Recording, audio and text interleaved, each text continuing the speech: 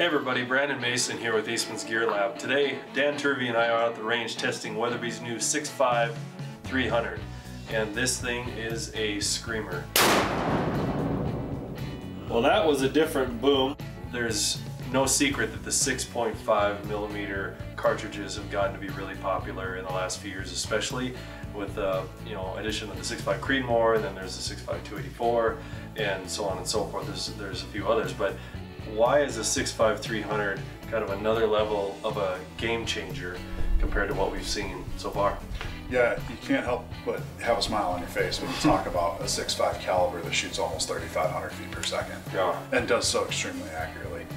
And so Weatherby has always been known to push the velocity envelope with all of their offerings.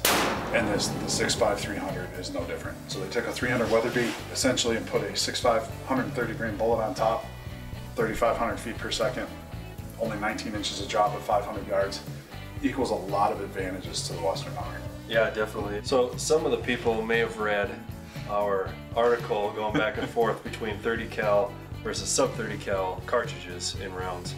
And I'm an old-fashioned 30-06 guy, but I must admit, when you're shooting a round like this, that's shooting that flat and that fast, it's really a game changer. I mean, we're talking almost 1,000 feet per second more. I mean, we did the calculations. I think this is 25% faster than the good old-fashioned 30-06. So I might have to eat my words a little bit, but not too much. And then comparing it to a 6.5 Creedmoor, and we love the Creedmoor around our office. I mean, we've got a few of them. Ike and Guy and everybody else just absolutely love them. They're attack drivers. But look at the difference in the casing size, so you can imagine how much faster this sucker's going. And as we've been talking about, sometimes with higher velocities, it's harder to manage trajectories because it can be unforgiving that way. But in a way, it's a little more forgiving because you don't have to think about it as much as far as where you're aiming, kind of like with high-speed archery versus traditional archery. Yeah, you can think of it in terms of a laser pointer. A laser pointer will shoot flat indefinitely. So the closer we can get a rifle and a caliber to shoot to a laser, the less guesswork we have as a shooter for windage, elevation, and distance then starts to become negated.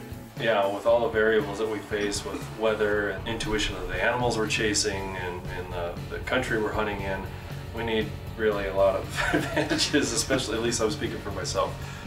Dan's going to do a write-up on this on our blog as well, so make sure you check that out at eastmans.com. Well, that's it for this edition of Gear Lab. Make sure you subscribe to our YouTube channel so you can get emails when we post new videos just like this, so you can be up to date on the most high-tech hunting equipment that's available on the market.